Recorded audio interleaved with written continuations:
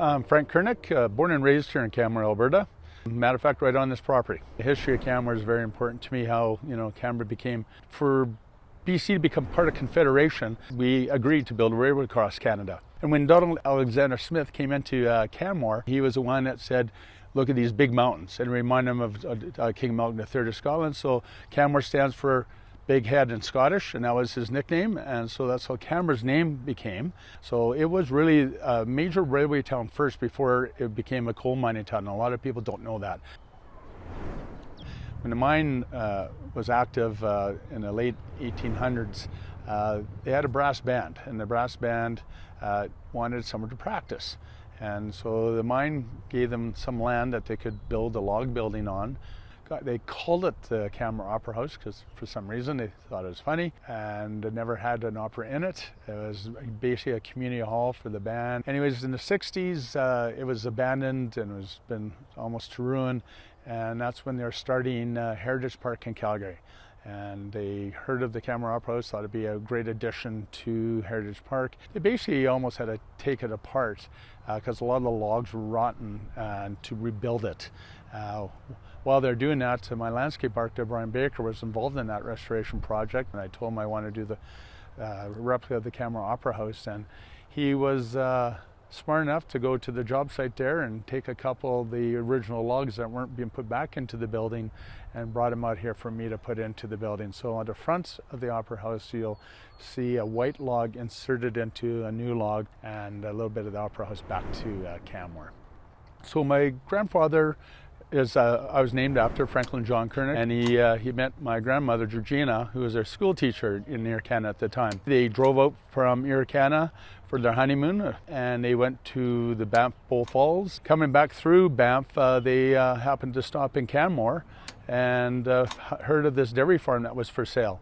So they ended up buying this dairy farm in 1927 off the Pendergrass family. My dad always told me the stories of having to get up at 5:30 every morning to milk the cows, and again at 5:30 at night after school, you know what I mean? But towards the end of World War II and into the early 50s, they paved the 1A highway out from Calgary, and that allowed all the big dairies to supply milk to Canmore and Banff and really killed the small dairies. And it was around that same time in the mid-50s that when they decided to build the first lane of the Trans-Canada Highway, that the work camp needed a place to put all their crews.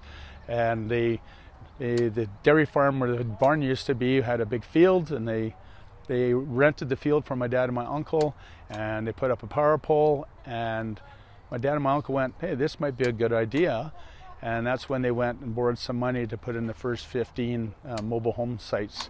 But by the 70s, it was probably had about 100 mobile home sites in it because it was private. I started driving in the trailer park when I was 12 years old, and then old beater cars that we used. But yeah, a lot of great fun memories of helping my dad and my uncle during the construction of the trailer park and campgrounds. So I ended up buying the land in 2002 off the family. We did a lot of environmental studies, transportation studies, and everything, and I sort of had a vision in my mind what I wanted to do with the lands. I knew it had to get redeveloped. The trailer park was really old.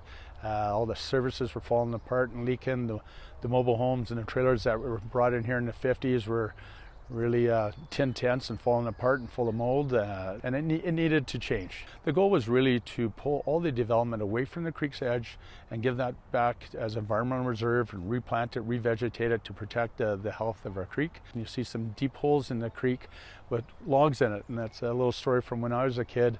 The creeks would go dry every 2 to 5 years, and when they went dry, all the fish would die. And sometimes as kids, we would be out here helping the fishery guys trying to pick up these fish and put them in 40-gallon drums that they could take them to the river. So when the creeks are dry, they have a place to go and it's safe. And if you go look in those holes, you'll see a tree in that hole that's held down by concrete.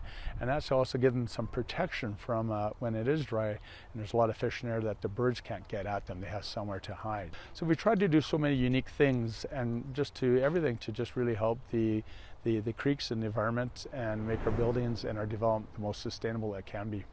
I still believe we're very warm and welcoming and trying to bring people into the community, and obviously into Spring Creek. We've tried to build all these bridges and all these connections and all these trails that this can be loved and enjoyed with the beautiful mountains. Left Canmore for 10 years, and when you don't really appreciate something until you don't see it every day, and it was very special to be able to come back and be involved in this community and help build more community.